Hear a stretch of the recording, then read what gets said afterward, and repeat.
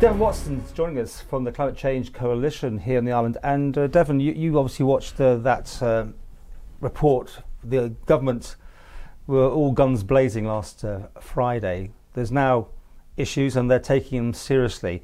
As your coalition, how did you view what they said first of all? We find it fantastic and miraculous that we've gone from not having a climate emergency a week ago to suddenly on Friday a climate emergency being declared. So we do want to thank everyone involved who did manage to make this happen, but we really need to have this backed up by action, because this is not the first time this has happened. Government made commitments back in 2002, 2006, 2010 and 2016, and they've not been delivered on. Since the 1990s, our emissions have gone up 67%, whilst our neighbours in the UK have gone down 41% over that exact same period. So these commitments are promises made and promises broken. So we hope this is met by action. You were sceptical, At least by the sounds of it then, with what happened there, and this massive sort of, they've seen the light. Would you, I mean, I'm not trying to put words in your mouth, but you said the week before there wasn't much issue for emergency thingies, and then suddenly it was a change. It's more likely that what people are doing is they're responding to pressure rather than a genuine change. And if you look at the actual changes that have been proposed, such as banning cars after 2040, banning peat extraction, planting more trees, these are too far out and too far late.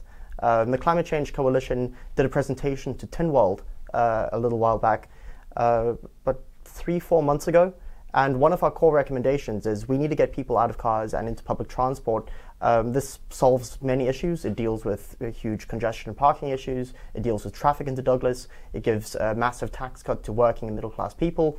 And they smiled and nodded along, but then not less than a couple of weeks later, they went ahead and increased the prices for kids riding the bus, and they cut bus services in the north, right? So they fundamentally don't take us seriously, and we hope that that changes.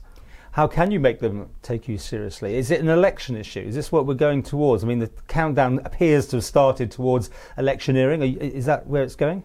I mean, we hope to support candidates in 2020 in council elections, and we hope to support positive, good candidates in 2021. We hope to help inform politicians. We hope to help get good people into power. But I think that what we're beginning to see now is, particularly with Student Climate Network, with groups like Extinction Rebellion emerging in the island, that it's not necessarily the CCC itself, but there are dedicated groups of activists who are now paying attention and taking things seriously. Okay. We have a situation here with the electricity, of course, which is generated in the turbines, that sort of thing, and there's very little green energy. I mean, you're not the Green Party as such, but you're this coalition sort of thing. Your views, should the Isle of Man be doing much more in all fronts then? Yeah, I mean, it's perfectly possible to go carbon neutral within 3-4 years. Well, we've had an interview about that. Exactly. It was brilliant. And it shows that it's very possible to simultaneously build green infrastructure, sell excess energy to the UK, and also generate a profit. Climate solutions don't necessarily have to make the climate worse. The UK needs green energy anyway. So we might as well have these clean, well-paying jobs, sustainable jobs, here on the island rather than, let's say, in Liverpool or in Scotland. I do these interviews and of course everyone's on to me saying, well, of course it's the MUA at the end of the day. They've got this debt. They don't want particularly too much green because they're still trying to pay off their power station. Your views? I mean, that debt is there anyway, right? And if there truly is a climate emergency, then we should be allocating resources towards solving this emergency. Because the thing is, though, this debt can easily be paid off if we're selling any type of energy. It doesn't necessarily have to be dirty, polluting energy. And I feel like that's something that people aren't quite glomming onto to a large extent. So has the Isle of Man just got on the bandwagon, do you think, by that announcement last Friday? The whole thing just came from nowhere. Again, the week earlier there was no emergency, and then there was an emergency and that sort of thing. Do you think they're taking it seriously? I think that there's potential to take it seriously. So the declaration of a climate emergency, there's a motion up in Tynwald coming up soon to actually for the Isle of Man government as a whole to declare a climate emergency. So it'll be interesting to see that debate, and we hope that voters end up orienting their preferences on the basis of who's supportive and who's negative, right? Because at the end of the day, this is something that hurts all of us if we allow climate change to go forward. And do you believe people can make a difference here? Because a lot of people think the Isle of Man, is just a small place, and what difference are we going to make to the world? I think we need a paradigm shift when we look at things, because what's happening at the end of the day is this is an issue that affects human survival. And just because this is a difficult issue doesn't mean we shouldn't resist. If someone were to break into your house and threaten your life, you wouldn't roll over on your back. You would resist and fight back, even if there was a very, very small chance of you actually winning at the end of the day. Britain's greatest triumphs have always come from resisting against massive odds and doing the right thing. So we had this spirit in the 40s when we fought against fascism, and we need that exact same spirit today. Well, it seems it's a younger generation overall who are pushing this. Do you feel that as well, that the old guard have been caught off guard almost? Yeah, I mean, to an extent, I think there's a lot of energy coming from the young, because the young are always involved in issues. But if you look at at the core base of our activists, a lot of them are in their 40s and above. This is not much of a generational issue as it is a class issue.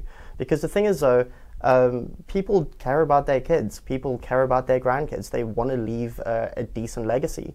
And yeah, there's a lot of energy from the young, but a lot of our core activism, it's building on generations of environmental activism. So when you do these talks, well, you had one already to the government, are you planning more of these, to more education, and to the public, I suppose, as well? Yeah, so we've been talking to a variety of organizations. We've been going to schools, we've been going to civil society organizations, and we're going to be ramping up the pressure and getting the information out there, because as much as there is good information, there's a lot of fear-mongering and disinformation.